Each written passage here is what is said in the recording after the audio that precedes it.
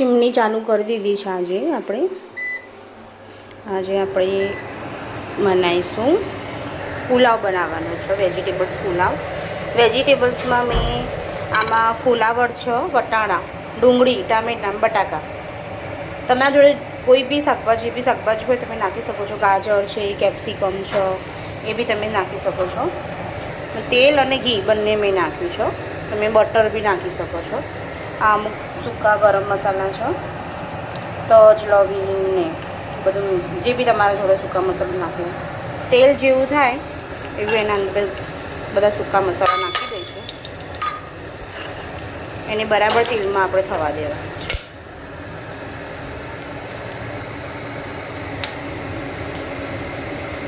બરાબર તેલમાં તતડાઈ જાય બધા સૂકા ગરમ મસાલા એટલે એની અંદર આપણે બધી વેજીટેબલ્સ નાખીશું. તમારા જોડે જે બી શાકભાજી હોય એ તમે નાખી શકો છો. ગાજર છે, કંઈ બી એમ, કેપ્સિકમ, મકાઈ હોય તો તમે મકાઈ બી નાખી શકો છો. અને પહેલાં આને બરાબર આપણે તેલમાં સાંતળવા દઈશું. બરાબર 5-10 મિનિટ જેવું આપણે એને બરાબર તેલમાં ફ્રાય થવા દઈશું. પછી એનામાં જે રેગ્યુલર મસાલા છે એ નાખીશું. પછી છેલ્લે ભાત. અત્યારે બરાબર એને આપણે ઢાંકીને તેલમાં થવા દેવાનું છે.